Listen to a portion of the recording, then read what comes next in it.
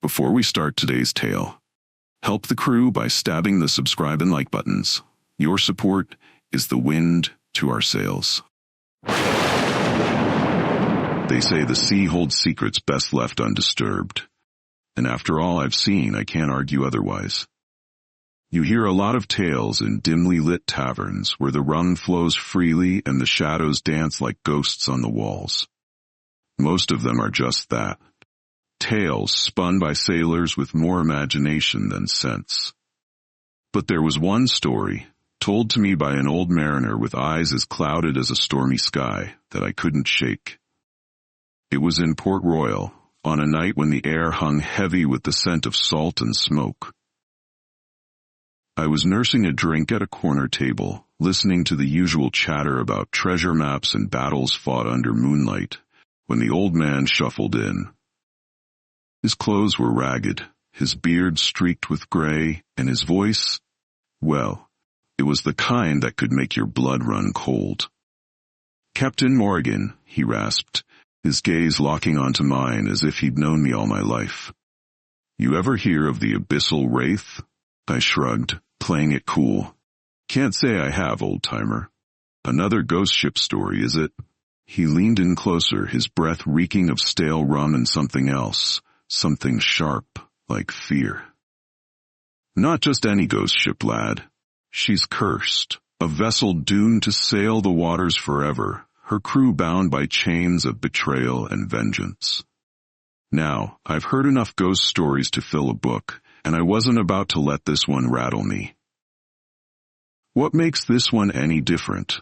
I asked, taking another swig of my drink. The old man's eyes narrowed, and his voice dropped to a whisper. "Because she's real. And she don't just haunt the seas, Captain. She hunts." That gave me pause. There was something in his tone, something raw and unshakable, that made me listen a little closer. He went on to tell me about the abyssal wraith, a ship shrouded in mist and legend, said to appear on moonless nights. Its sails glow with an eerie green light, and its crew, well, they're not among the living anymore. "They come for souls," he said, his voice trembling. "And once they've set their sights on you, there's no running, no hiding. You either face them, or you join them." I laughed it off at the time, tossing him a coin for his troubles and moving on to lighter company. But even as the night wore on, I couldn't shake the image of that glowing ship, cutting through the darkness like a blade. Years passed, and the tale became just another story to tell when the rum was flowing and the stars were bright. At least it did until the sea pearl found herself in waters where the stars seemed to disappear altogether, and the old mariner's words came rushing back like a tide. "Now, mate, if you think that's just the start of a ghost story to scare children, you've got another thing coming." What happened next is something I'll carry with me to the grave if I'm lucky. So sit tight, because this tale's only just begun. I didn't have an answer, but I knew one thing for certain: we weren't alone. The bell on deck began to sway, its clang echoing eerily despite the lack of wind strong enough to move it. That's when I saw it, a faint glow on the horizon, green and unnatural, pulsing like a heartbeat. "Cap'n," old Tom whispered, his voice barely audible. "That's no ordinary ship." My blood ran cold as the glow grew brighter, revealing the silhouette of a massive vessel. Its sails billowed despite the lack of wind, and its hull seemed to shimmer, as though caught between this world and the next. It was her.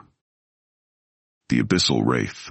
The crew froze, every man rooted to the spot as the ghostly ship drew closer. "All hands on deck," I shouted, breaking the spell of fear. "If they're coming for us, we won't go down without a fight." The men scrambled to arm themselves, though I could see the terror in their eyes. The stories had been true, every last one of them. The ship that hunts souls had found us, and there would be no running this time. As the abyssal wraith loomed larger, its glow casting an unholy light over the water, I felt a chill deeper than any I'd ever known. This was no mere battle we faced, but something far worse. Something that would test the very souls of every man aboard. They say the sea speaks if you're willing to listen. That night, as the sea pearl cut through waters darker than a sinner's soul, I began to wonder if we'd stumbled into a place where the sea whispered its most terrible secrets. The sky was clear when we set out, stars glittering like diamonds on black velvet. The air carried the crisp bite of salt and the promise of calm sailing. Or so I thought. By the time we'd reached open water, the first sign of trouble showed itself. A sudden hush that swept over the ship like a death shroud. No wind, no waves, just an eerie stillness that made my skin crawl. "Captain, you feel that?" Old Tom, my first mate, asked as he sidled up to me at the helm. I muttered, gripping the wheel tighter. "The sea's gone quiet." He nodded, his weathered face pinched with unease. "Too quiet." The crew felt it too, though they didn't dare say it aloud. A sailor's life is steeped in superstition, and silence like that could mean only one thing. The sea was watching, waiting for something. By midnight, the moon had risen, casting a pale glow over the water. That's when we saw it. It started with the gulls.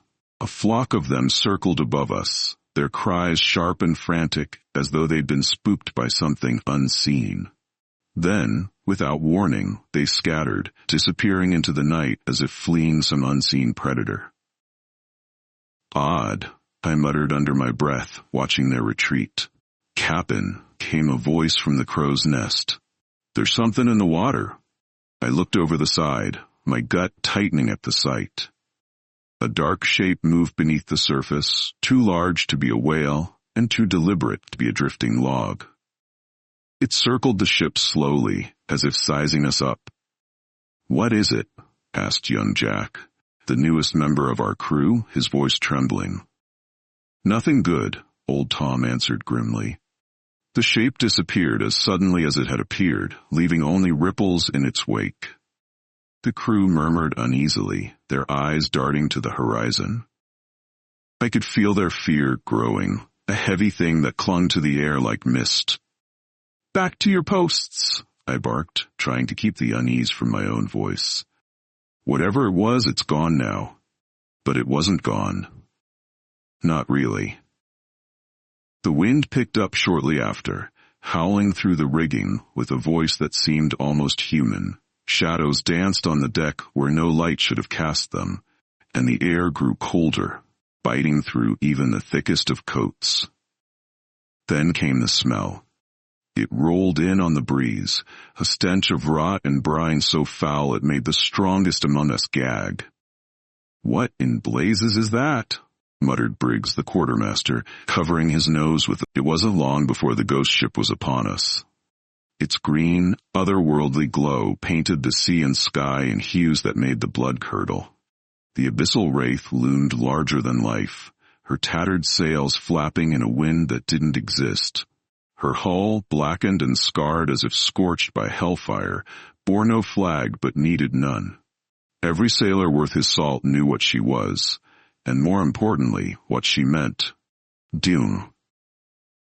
She didn't approach like any ship I'd ever seen. There were no waves breaking against her bow, no sound save for the creaking of her rigging and the mournful wails that seemed to emanate from her very timbers.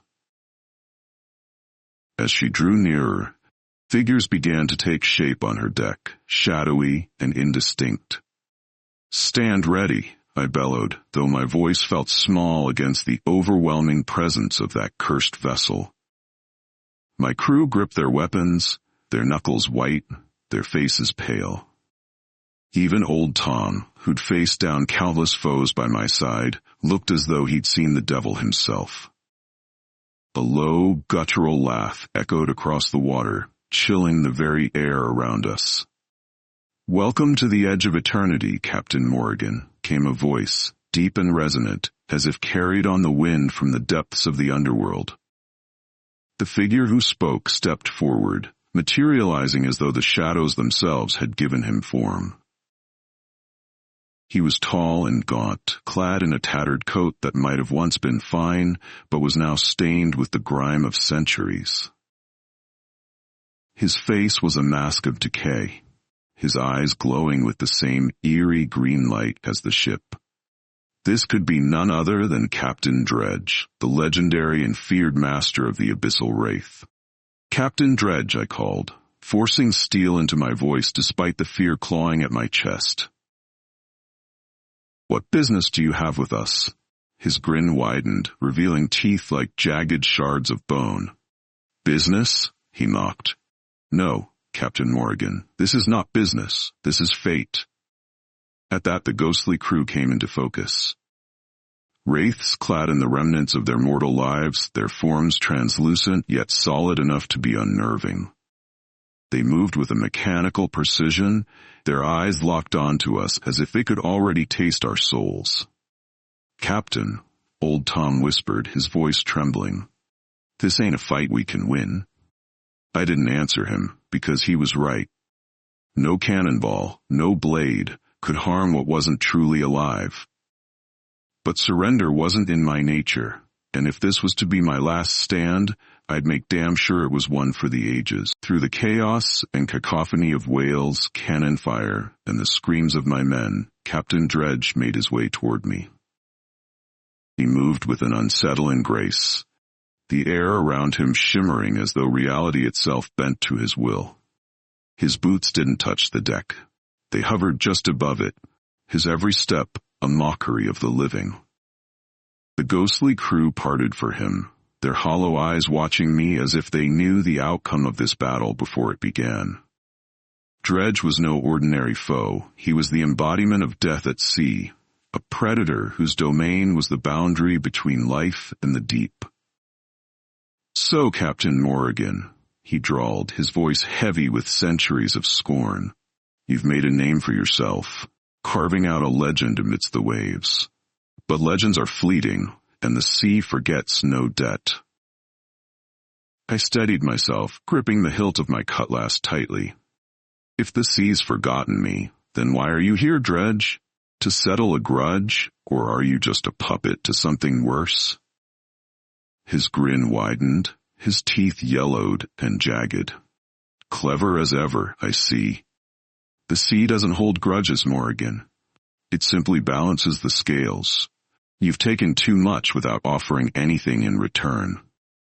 Dredge raised his hand, and the air between us grew heavy, as though the weight of the ocean had descended upon the deck.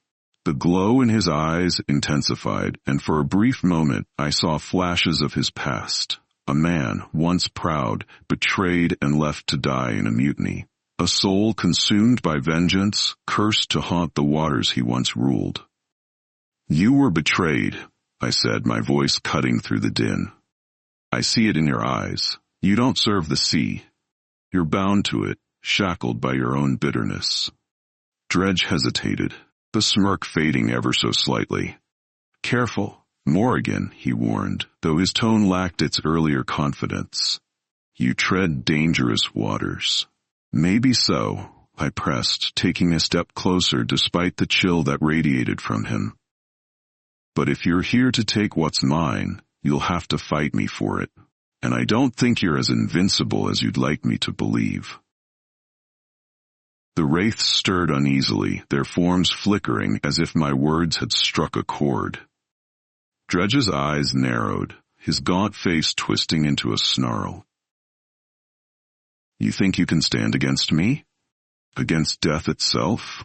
He raised his hand, and a spectral blade materialized, its edge shimmering with an unholy light. "Very well, Captain. Let us see if your courage matches your arrogance." The deck beneath us seemed to shift, the wood groaning as if alive. The air grew colder still, frost creeping along the edges of the railings. My crew watched in stunned silence as Dredge advanced, his blade humming with energy that made my skin crawl. I raised my cutlass, the weight of it suddenly feeling immense. "If this is how it ends," I said, more to myself than anyone else, "then I'll make damn sure it's a fight worth remembering." Our blades clashed, and the sound was unlike anything I'd ever heard. It wasn't the sharp ring of steel on steel, but a hollow, mournful cry, as if the spirits themselves wept at our conflict. Dredge fought with the skill of a man who had dueled 1,000 times, his strikes precise and unrelenting. But I was no stranger to desperate battles. Every move I made was calculated, every parry and riposte designed not just to survive but to find a weakness in his ethereal form. Sweat dripped down my face, mingling with the salty spray of the sea, as I matched him blow for blow. "Why do you fight so hard, Morrigan?" Dredge taunted, his voice echoing unnaturally. "You cannot win. The sea will take you, as it takes all who defy its will." I gritted my teeth, shoving back against his blade. "Because I'm not fighting for myself," I growled. "I'm fighting for them." I gestured toward my crew, who stood frozen, their eyes filled with fear and hope in equal measure.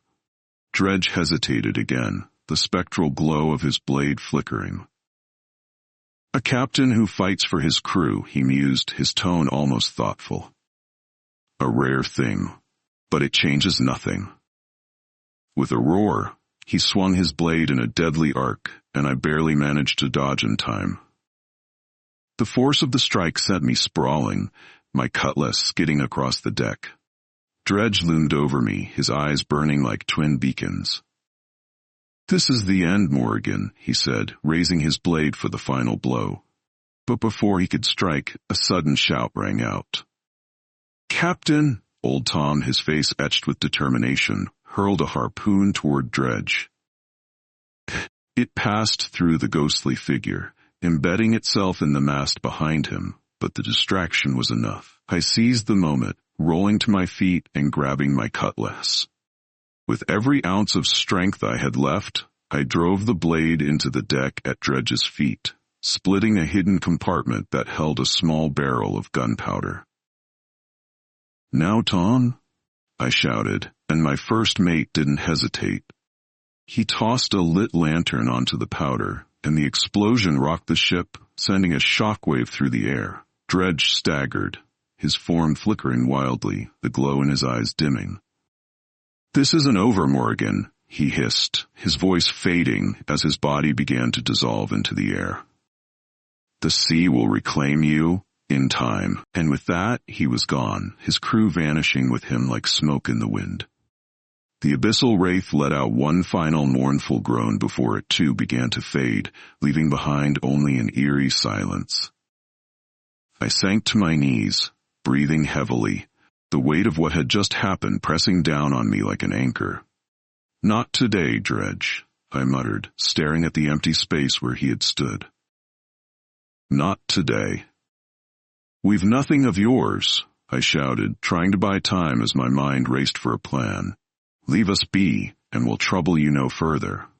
Dredge laughed again, the sound rattling like chains in the depths of a tomb. "You've nothing of mine?" he sneered. "Ah, but you do. Every soul aboard your vessel belongs to the sea now, and I am merely her servant, here to collect." The wraiths began to move, their feet gliding soundlessly across the deck of the abyssal wraith as they prepared to board. "Ready yourselves," I roared, though it felt more like a prayer than an order. Then, with a screech that tore through the air like a banshee's wail, grappling hooks of black iron flew from the ghost ship, latching onto the sea pearl with an unnatural speed. The decks shuddered as the two ships were drawn together, the ghostly figures leaping across the gap as though gravity held no sway over them. My crew fought valiantly, their swords and pistols finding no purchase against the wraith's spectral forms. Men who had braved cannon fire and storms now fell back, their courage stripped away by foes they could neither wound nor escape. "Stay together," I shouted, slashing at a wraith that came too close. My blade passed through it like mist, the creature's glowing eyes locking onto mine with a malevolent glee. Captain Dredge advanced through the chaos, untouched by the fray, his hollow voice cutting through the din. "You cannot fight the inevitable, Morrigan. Surrender your soul, and perhaps the sea will show mercy. I'll see the sea burn before I give you what's mine. I snarled, raising my blade. He tilted his head, amused. Ah, but you misunderstand.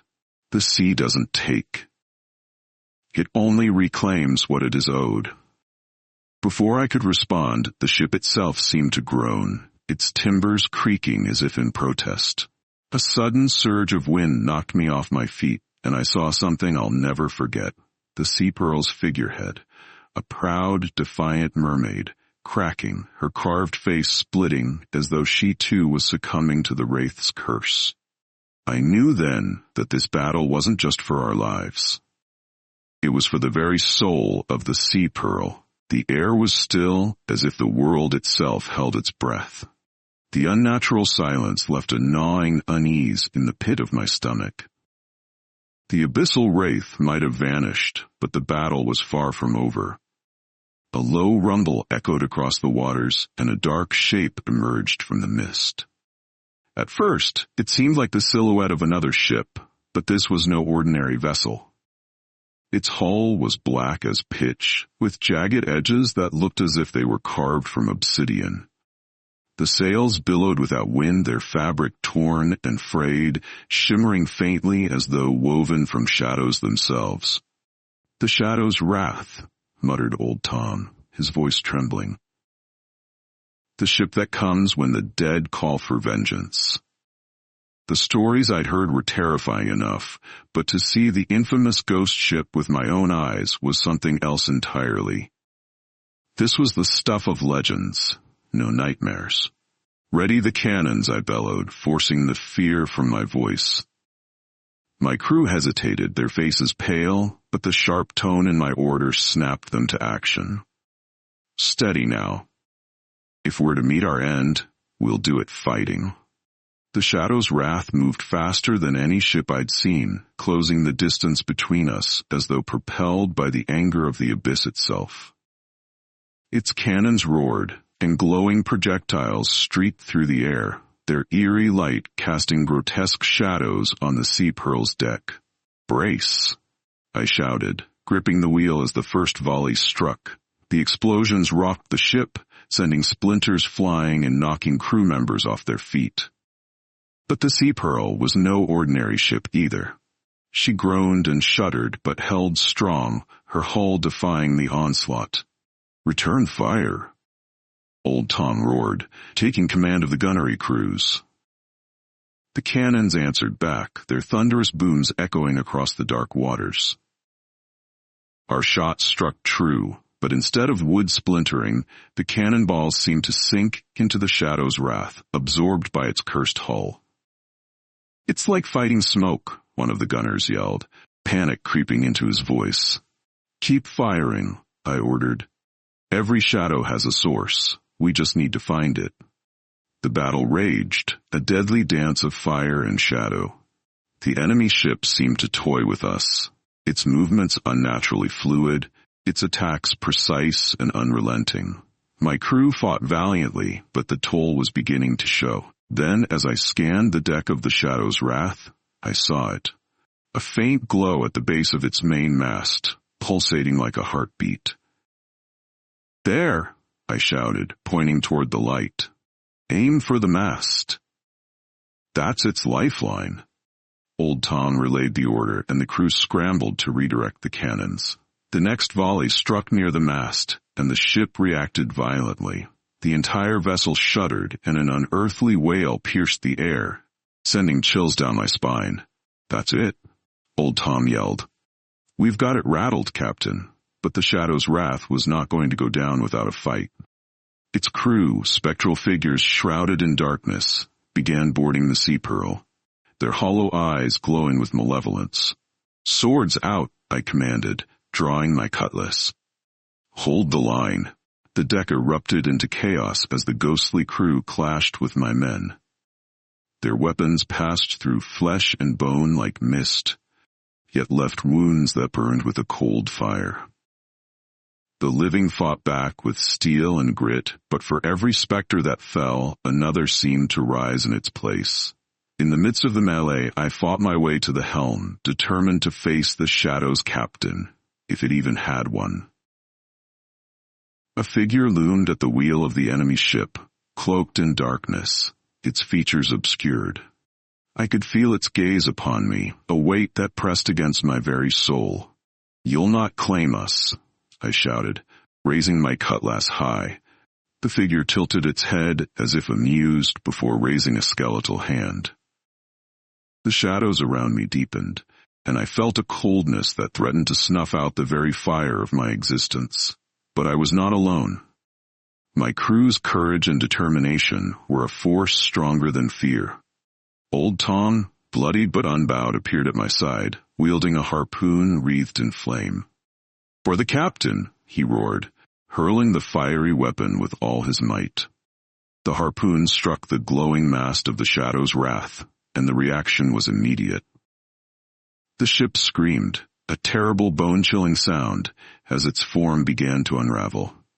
The shadows that made up its hull dissolved, and its crew disintegrated into wisps of smoke.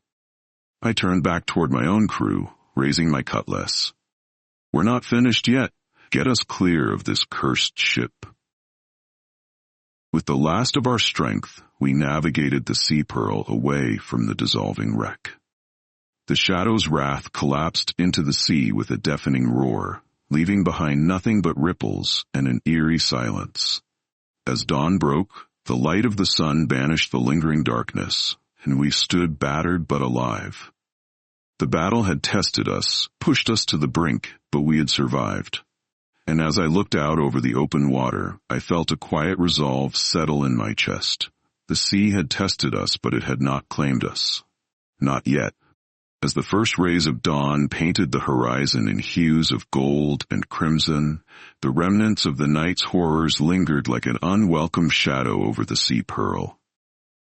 My crew, though alive, bore the marks of a battle no mortal should endure. Haunted eyes, trembling hands, and the heavy silence of men who had stared into the abyss. I stood at the helm, my hands gripping the wheel as though it was the only thing tethering me to the waking world. The Shadow's wrath was gone, its dark presence erased from the waters, yet a question gnawed at the edges of my mind. What had we truly encountered? And why had it chosen us? "Captain," Old Tom rasped, his voice weary but steady. He approached, holding something wrapped in cloth. "This was found in the wreckage.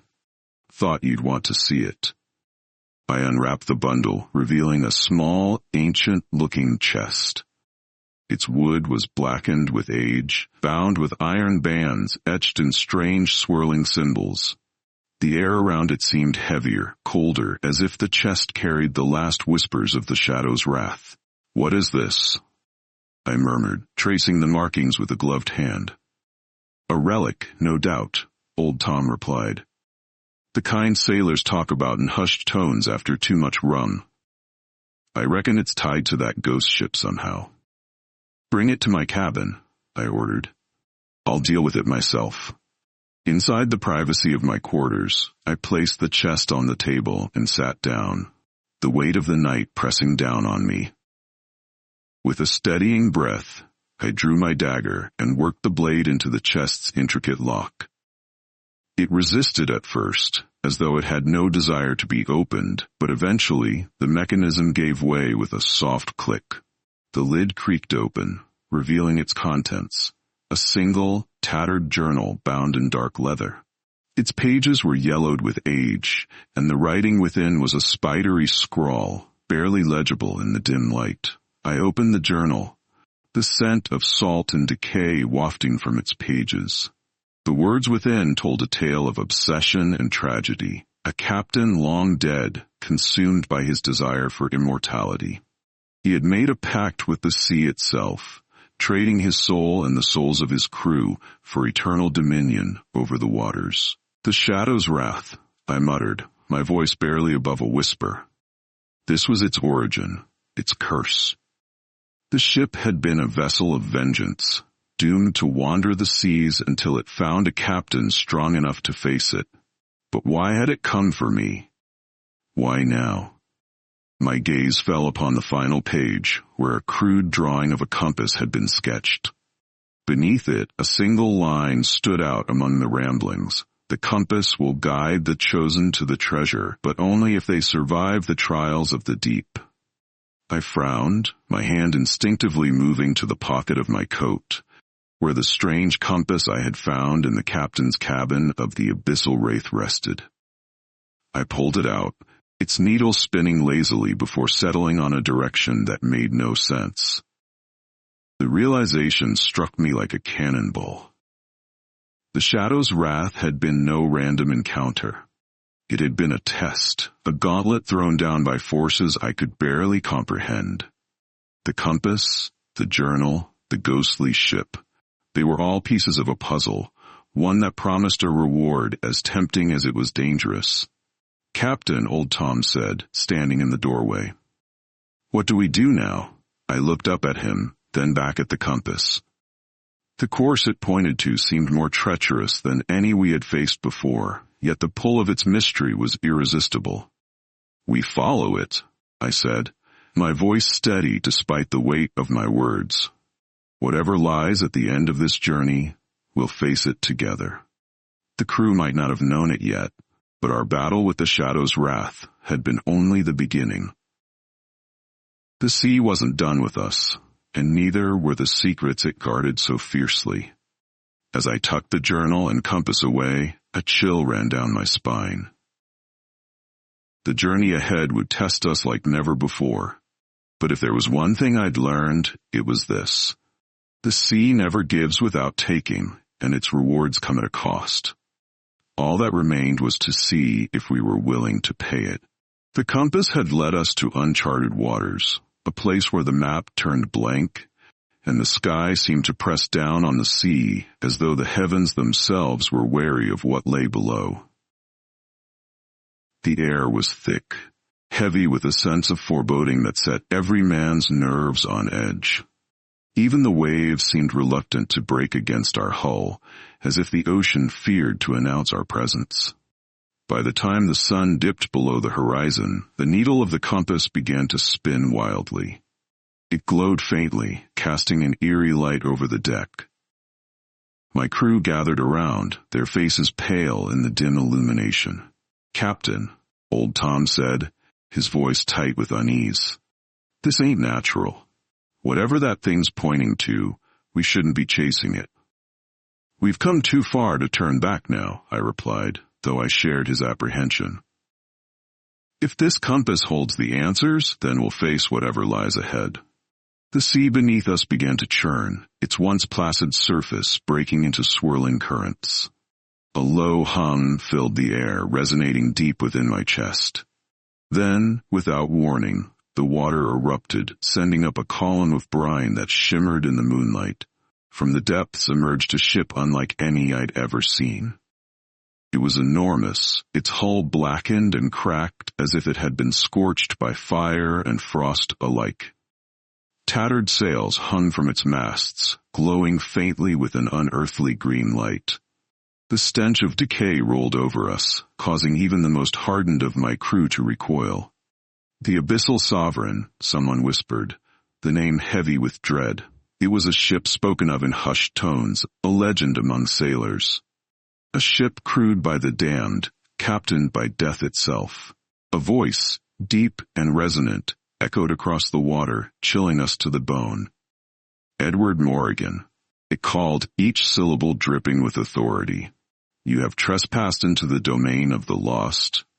State your purpose, or be claimed by the abyss." I stepped forward, gripping the compass tightly. "I seek answers," I declared, my voice steady despite the fear clawing at my gut. "This compass led me here. I demand to know why." The hum deepened, vibrating through the ship as a figure stepped into view. The captain of the Abyssal Sovereign was a towering presence, clad in armor corroded by time and salt. His face was obscured by a helmet, but his eyes burned with an ethereal fire. "The compass is a key," the figure said, his tone inscrutable. "It has chosen you, Edward Morrigan, to walk the path of the damned. But the path is not without its price. What price? I asked, my grip tightening on the compass. Your soul, he replied simply, and the souls of your crew. The sea does not give freely, and neither do we. Murmurs broke out among my men, panic creeping into their voices. I raised a hand to silence them, my gaze locked on the spectral captain. There must be another way, I said, my voice hardening. I'll not sacrifice my crew for a prize I haven't yet seen. The captain of the damned tilted his head, the fire in his eyes flaring. Bold words, mortal.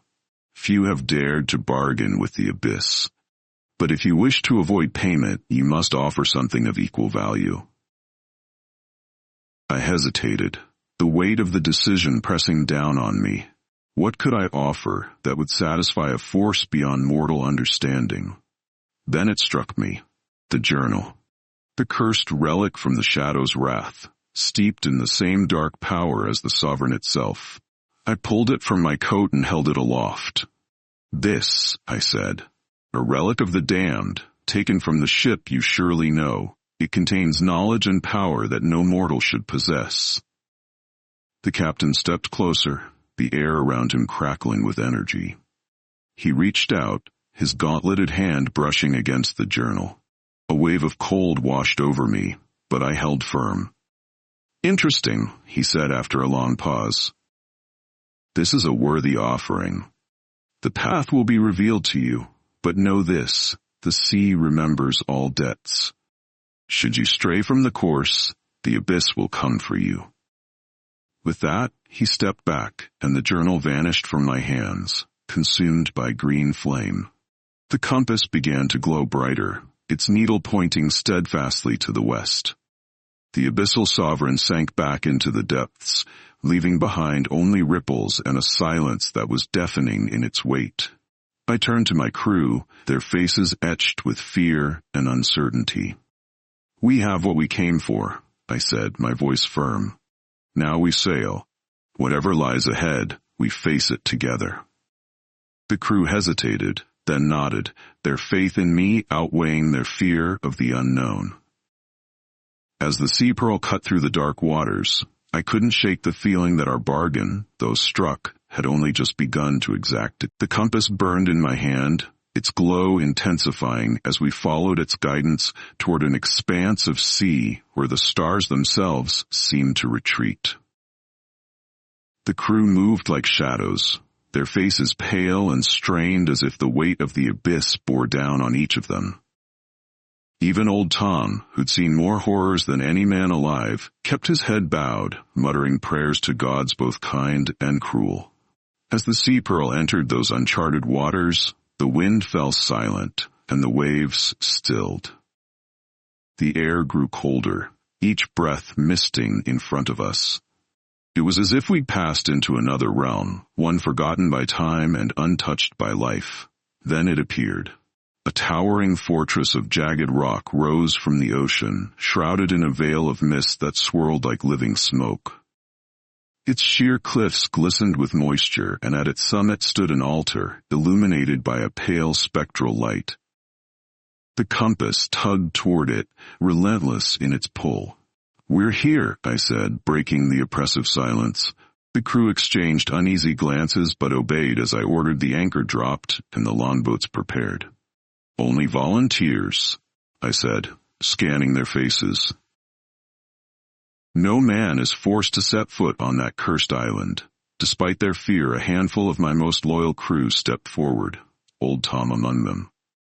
"I've come this far with you, Captain," he said, his voice steady despite the tremor in his hands. Might as well see it through. We rowed toward the island, the silence broken only by the creak of oars and the splash of water.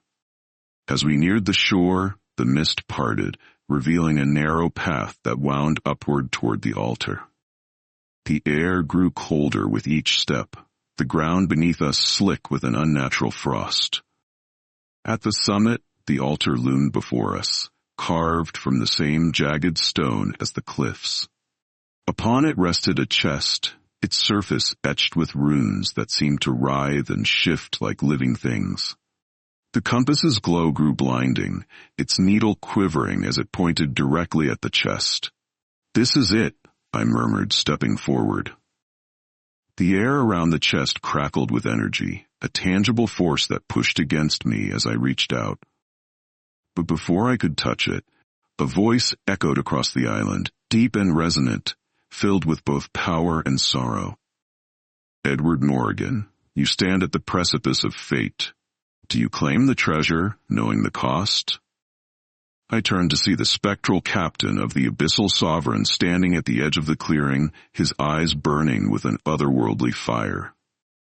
His crew emerged behind him, their forms translucent and shifting like smoke caught in a gale. "I've paid your price," I said, my voice steady. "The journal, the souls you've claimed, the bargain we struck. I demand what it—" The captain stepped closer, his presence heavy and suffocating. "The treasure is yours, Morrigan, but it is not gold or jewels you seek. It is knowledge, power, and a truth that will change you forever. Are you prepared to bear it?" I hesitated, the weight of his words pressing down on me. The crew watched in tense silence, their breaths held as they awaited my choice. Finally, I nodded. "I'll take the risk." The captain gestured toward the chest, and the energy surrounding it subsided. I stepped forward, lifting the lid to reveal its contents. Inside was a single, ancient tome bound in black leather and marked with the same runes as the chest. As I touched it, a flood of visions overwhelmed me. I saw the sea's beginnings, its depths teeming with creatures both wondrous and monstrous. I saw the rise and fall of empires, their secrets swallowed by the waves. And I saw my own fate, entwined with the ocean's will, destined to either save or doom all who sailed its waters. When the vision subsided, I staggered back, the weight of the knowledge threatening to crush me. The captain's voice broke through the haze. "You've taken the first step, Morrigan," he said, his tone almost regretful. "But know this, the sea's gifts are never freely given. You carry its curse now, as do all who follow you. Your journey has only just begun." With that, the spectral crew began to fade, their forms dissolving into the mist. The captain was the last to go, his burning eyes fixed on me as he whispered, "Remember, Edward Morrigan. The sea remembers all." We returned to the sea pearl in silence, the weight of the tome and its knowledge pressing heavily on my mind. The crew looked to me for answers, their eyes filled with both fear and trust. I said nothing, for I had no words to offer. The future was uncertain, and the sea was vast, its mysteries endless. As we set sail, leaving the cursed island behind, I couldn't shake the feeling that our greatest trials still lay ahead. The sea had claimed its price, but it had also given me a purpose. And so, we sailed onward, into the unknown, the shadows of our past ever at our heels. As I sit here, the waves gently rocking the sea pearl, I find myself staring at the horizon, where the sky kisses the sea in a haze of gold and crimson. The crew is quiet tonight, their laughter subdued, their spirits tethered to the weight of what we've seen. And who can blame them? The encounter with the Abyssal Sovereign left its mark on all of us, but none more so than me. The tome lies locked away in my quarters, its secrets a constant whisper in the back of my mind. It calls to me, promising power and answers to questions I didn't know I had. Yet, I fear what will happen when I delve deeper into its pages.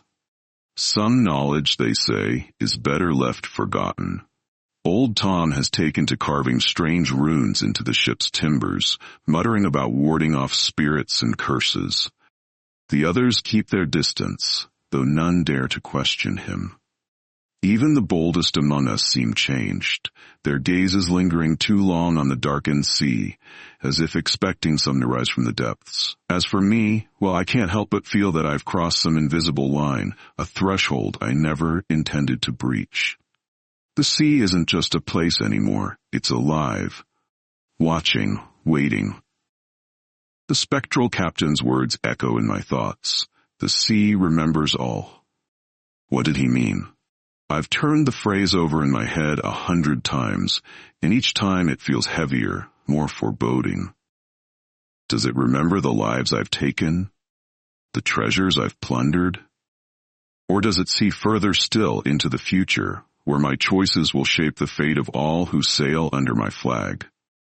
I can't say. What I do know is that the sea has a way of revealing truths when you least expect them. It's patient, relentless, and impartial. A mirror that reflects not just the skies above, but the souls of those who dare to traverse its endless expanse. For now we sail onward, the wind filling our sails and the stars guiding our way. But I can't shake the feeling that our journey isn't over, not by a long shot. The sea still has secrets to share, dangers to unleash, and perhaps even redemption to offer. So here's to the unknown, mate. To the winds that carry us, the waves that test us, and the horizon that always beckons us forward. For as long as the sea pearl floats, and as long as I draw breath, I'll face whatever the ocean throws my way. After all, the sea remembers all, and so